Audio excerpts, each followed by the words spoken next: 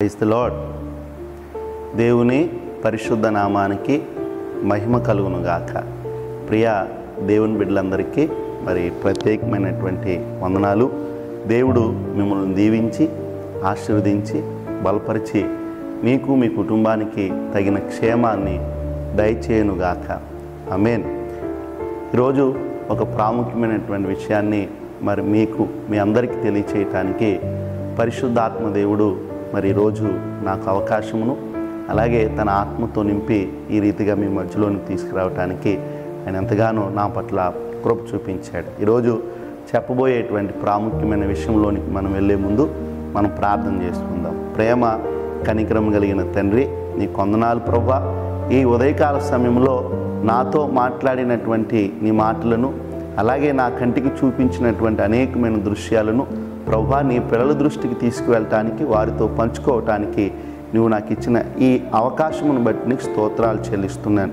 అయ్యా, ఈ విషయాలను నీ పిల్లలకు చెప్తున్నప్పుడు నీ మీద ప్రభువా, నీ పరిచర్య మీద ప్రభువా, నీ మందిరం మీద ప్రభువా ఎంత నాయన శ్రద్ధ కలిగి ఉండాలో, శ్రద్ధ కలిగి ఉండటం వల్ల ఎన్ని ఆశీర్వాదాలో ఈరోజు ప్రతి ఒక్కరితో మీరు మాట్లాడండి ప్రభువా. ఒకవేళ చూస్తున్న వారిలో ఎవరికైనా బలహీనత ఉంటే ఆ బలహీనతను తీసివేసి మీ కృపలో బలపరిచి నడిపించి వర్ధలింప చేయమని యేసు నామములో ఈ ప్రార్థన చేయుచున్నాము తండ్రి. ఆమేన్. మరొక మారు ప్రత్యేకమైనటువంటి మరి మీ అందరికీ ఆ వందనాలు తెలియజేస్తున్నాను. ఈ ఉదయకాల సమయంలో ఒక ప్రత్యేకమైనటువంటి విషయాన్ని మీతో పంచుకోవటానికి పరిశుద్ధాత్మ దేవుడు నన్ను నిలబెట్టుకున్నాడు. ప్రియమైన దేవుని బిడ్డలారా, ఈరోజు క్రైస్తవులుగా ఉన్న వారందరూ అలాగే రక్షించబడినటువంటి వారందరూ అలాగే రక్షించబడలేని బాధలు బలహీనతలో ఉన్న వారందరూ ఒక విషయాన్ని మీరు జ్ఞాపకం చేసుకోవాలి.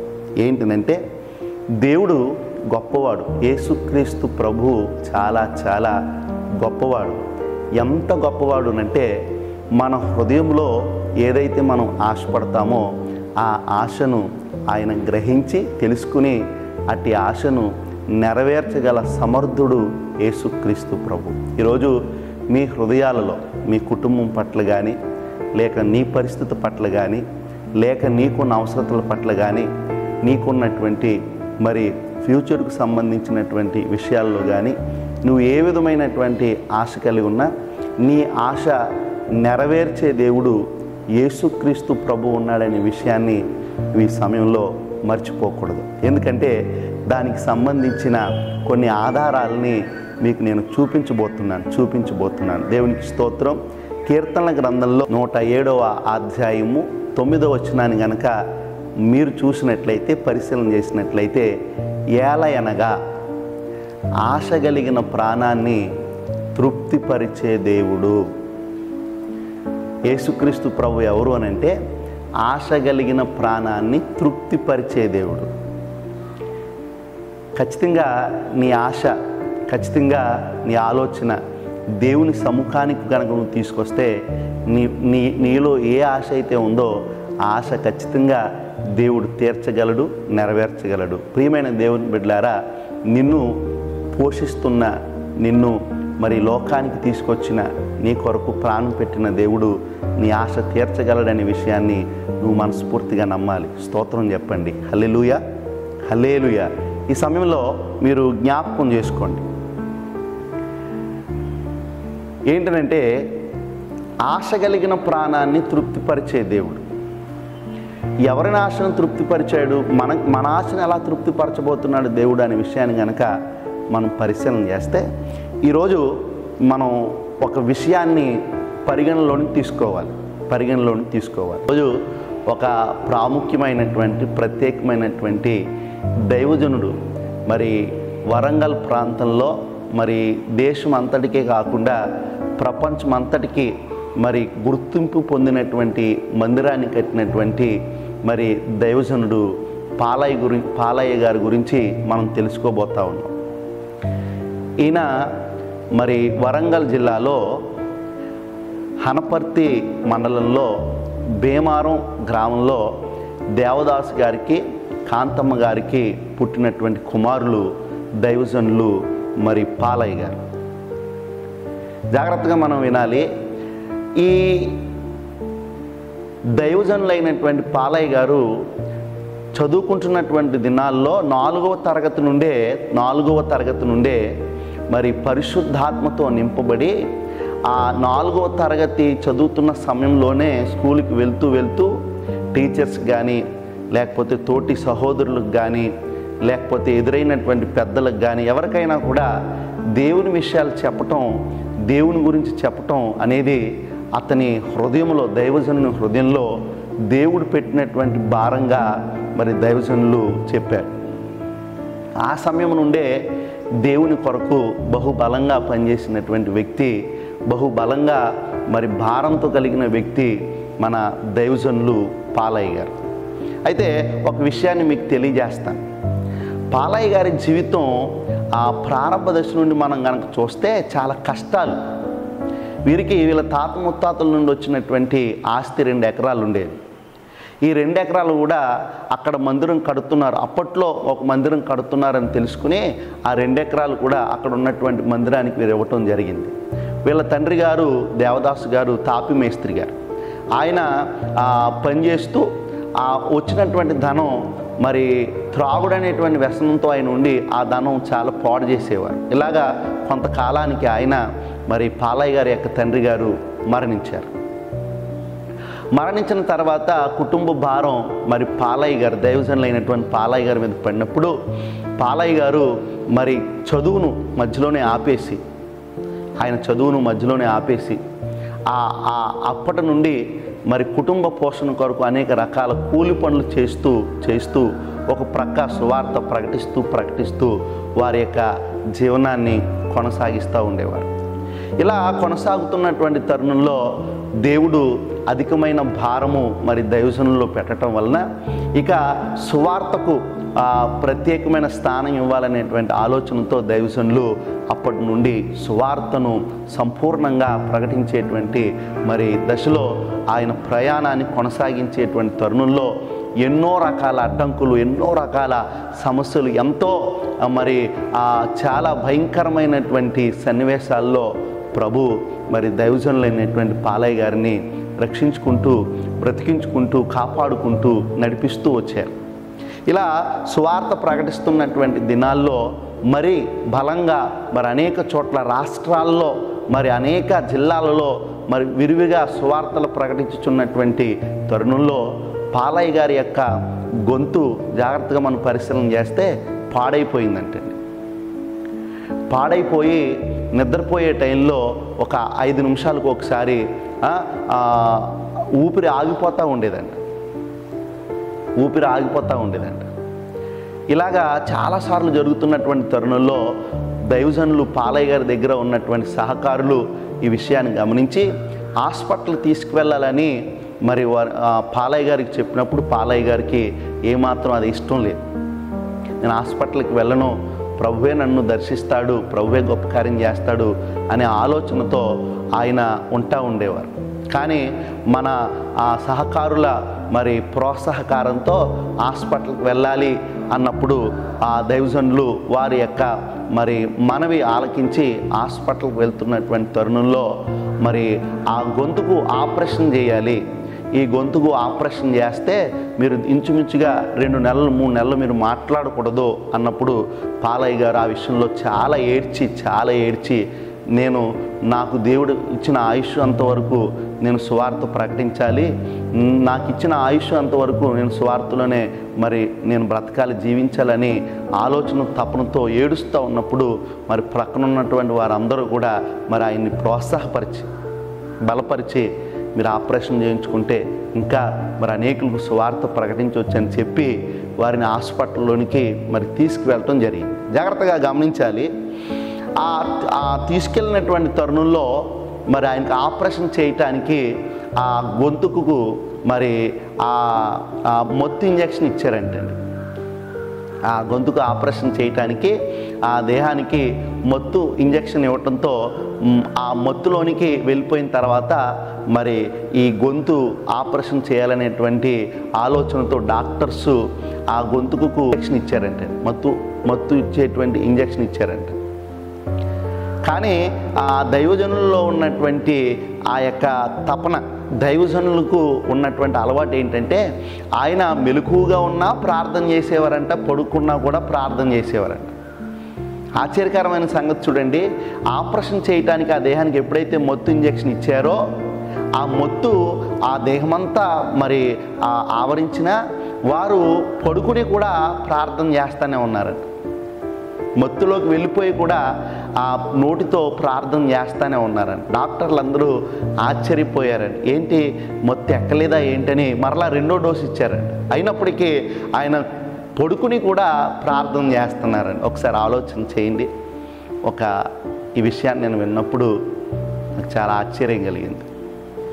ఒక దైవజనుల్లో ఇంత తపన, దేవుని కొరకు పని చేయాలి, దేవుని ఆ మాటలు వినాలి, దేవుడు చెప్పిన దాన్ని నేను చేయాలి, దేవుడు ఏం చెప్తాడో వినాలనేటువంటి తపన ఆయన నిద్రిస్తున్నా మెలకువగా ఉన్నా ఎంత ప్రార్థన చేస్తున్నారు అంటే అది మన ఊహకు అతీతంగా మరి ఆయన కలిగి ఉన్నటువంటి లక్షణం. దేవునికి స్తోత్రం కలుగును. డాక్టర్లు అందరూ చాలా ఆశ్చర్యపడ్డారంటే. అలాగే ఆ డాక్టర్లు కూడా మరి పాలయ్య గారి యొక్క భక్తి జీవితాన్ని చూసి ఆశ్చర్యపోయి వారు కూడా ప్రభువుని నమ్ముకున్నట్లుగా కొంతమంది మరి తెలియచేశారు. ఈలోగా జాగ్రత్తగా మనం పరిశీలన చేస్తే ఆ మొత్తు ఇచ్చినటువంటి సమయంలో ఆ దైవజనులు మరి పూర్తిగా ఆ దేహాన్ని విడిచి మరి ప్రార్థిస్తున్నటువంటి దేవుని దగ్గరికి ఆ దైవజనులు వెళ్ళటం జరిగిందంటండి. అక్కడ దేవుడు పరలోకం అంతా చూపిస్తూ ఉన్నారంట. పరలోకంలో ఏవేవి ఉన్నాయో, ఎలాంటివి ఉన్నాయో ఆ కట్టడాలన్నిటిని కూడా ప్రభు మరి ఆ దైవజనులకు చూపిస్తున్నప్పుడు దైవజనులు అన్నారంట, నేను ఇంకెళ్ళను ప్రభు, నేను ఇక్కడే ఉంటాను అంటే, లేదు నువ్వు నా కొరకు భూలోకంలో చాలా ఆత్మను రక్షించాలి, చాలా ప్రాంతాలు సువార్త చేయాలి, నువ్వు ఖచ్చితంగా మరి కిందకి వెళ్ళాలి అనేటువంటి ఆ విషయాన్ని చెప్పినప్పుడు అప్పుడు పాలయ్య గారు దేవుణ్ణి ఒక మాట అడిగారంట, అయ్యా నేను కిందకంటే వెళ్ళమంటే వెళ్తాను, నీ కొరకు ఆత్మల భారం కలిగి సువార్త చేయమంటే నేను చేస్తాను, నువ్వు చెప్పింది చేస్తాను ప్రభువా, అయితే నా హృదయంలో ఒక ఆశ ఉన్నది నాయన, దాన్ని నెరవేర్చు ప్రభు అని అంటే, ఏంటి ఆ ఆశ అని అడిగితే, నేను నీ కొరకు భూలోకంలో ఒక గొప్ప మందిరాన్ని కట్టాలి, ఒక గొప్ప మందిరాన్ని, అందరికీ ఆశ్చర్యకరమైన రీతిలో మందిరాన్ని నేను కట్టాలి అని దేవుణ్ణి అడిగినప్పుడు దేవుడు ఖచ్చితంగా నీ ఆశను నేను నెరవేరుస్తానని చెప్పి ఆయన మరలా మరి భూలోకానికి ఆయన పంపించి మరలా ఆపరేషన్ కూడా సక్సెస్ అయ్యి మరి పూర్తిగా ఆరోగ్యంతో కోలుకున్న తర్వాత దేవుడు తెలియచేసినటువంటి మాట, దేవుడు నీ ఆశను నేను నెరవేరుస్తానని ఇచ్చినటువంటి మాట ప్రకారంగా దేవుడు దైవజనుల్లో మందిరాన్ని గురించినటువంటి భారాన్ని మరింత రెట్టింపు చేసినప్పుడు మందిరము కొరకు మరి 40 దినాలు 30 దినాలు చాలా దినాలు ఉపవాసం ఉండి మరి దైవజనులు ప్రార్థన చేశారు. స్తోత్రం చెప్పండి. ఈరోజు మన అందరికీ ఆశలు ఉంటాయి కానీ ప్రార్థన చేసి తీరిక మనకు ఉండదు. మన అందరికీ కొరతలు ఉంటాయి కానీ దేవుణ్ణి అడిగి పొందుకునే విధానం మనకు తెలియదు. మనందరికీ ఎన్నో లోటుపాట్లు ఉంటాయి కానీ దేవుని సముఖంలో మనం నివాసం చేసే పరిస్థితి మనకు తెలియదు. ఈరోజు ఈ సాక్ష్యాన్ని వినైనా మీరు సిద్ధపడతారేమని నేను అనుకుంటా ఉన్నాను. ఒకసారి మీరు గమనించండి ప్రియమైన దేవుని బిడ్డలారా. ఇప్పుడు ఈ మందిరాన్ని దేవుడు ఎప్పుడైతే అందమైన మందిరాన్ని, సుందరమైన మందిరాన్ని దేవుడు ఇస్తానని చెప్పాడో, దేవుడు నేను నీ ఆశను తీరుస్తానని చెప్పాడో, దేవుడు తన పనిని ప్రారంభించాడు.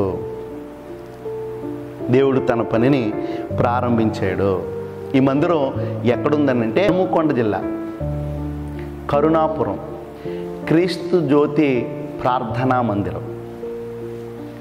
మీరు ఎప్పుడైనా ఈ మందిరాన్ని మీకు కలిగినటువంటి పరిస్థితుల్లో, అంటే మీకు దొరికినటువంటి అనుకూల సమయంలో ఈ మందిరాన్ని దర్శించండి. ఈ మందిరం చాలా అందంగా ఉంది, చాలా మరి ఆశ్చర్యంగా కట్టబడింది. ఒక పేద కుటుంబంలో పుట్టినటువంటి ఒక వ్యక్తిగా ఒక దైవజనుడిగా ఉన్నటువంటి వ్యక్తి ఇంత గొప్ప మందిరాన్ని ఎలా కట్టాడు అనే విషయాన్ని మీరు పరిశీలన చేస్తే దేవుని ఖచ్చితంగా మీరు స్తుతిస్తారు, దేవుని మీద ఖచ్చితంగా మీరు విశ్వాసం పెట్టుకుంటారు, దేవుని యందు మీరు ఖచ్చితంగా భయభక్తులతో ఉంటారని నేను ఖచ్చితంగా చెప్పగలను.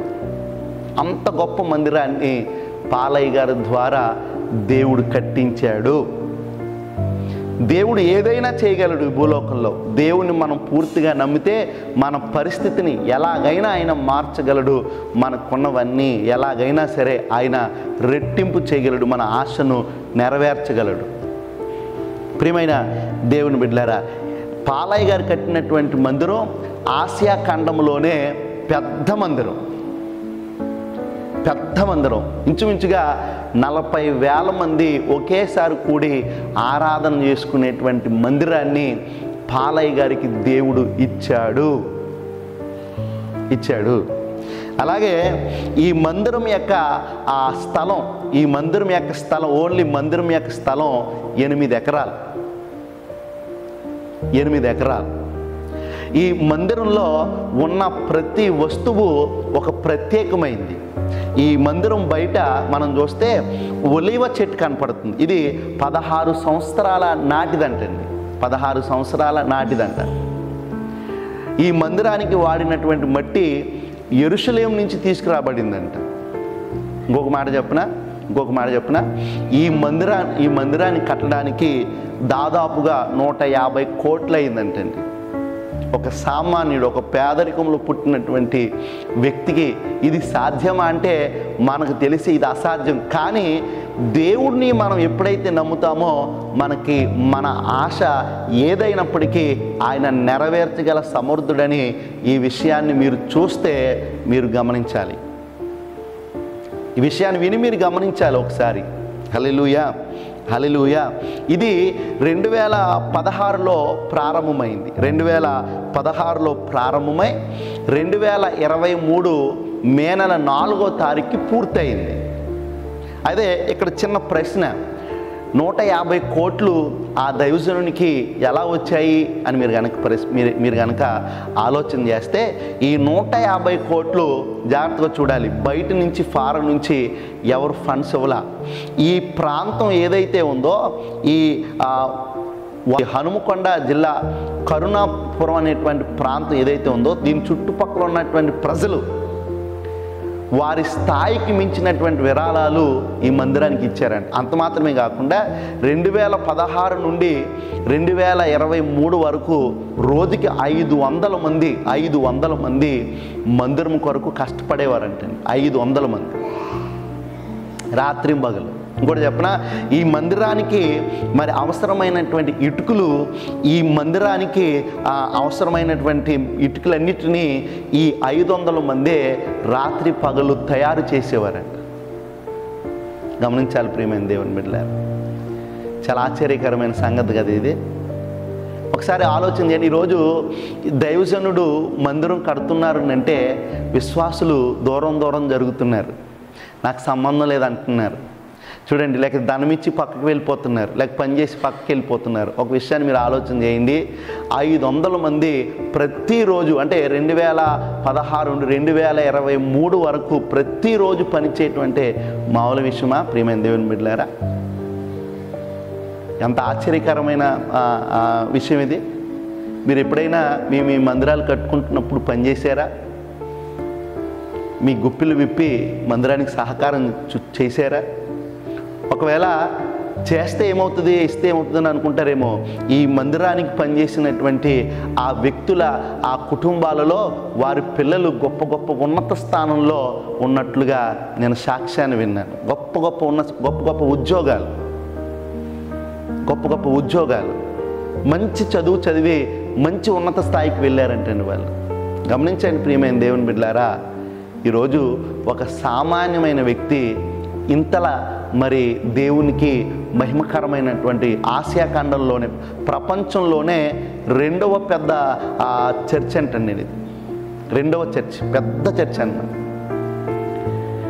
ఈ యొక్క చర్చి ద్వారం కూడా, అంటే ఆ గుమ్మం కూడా చూడండి ఇంచుమించుగా 17 అడుగులు పొడవు, 17 అడుగులు పొడవు. చాలా బలమైనటువంటి మరి తలుపులను మరి చాలా అందంగా తయారు చేయించారు దైవజనులు.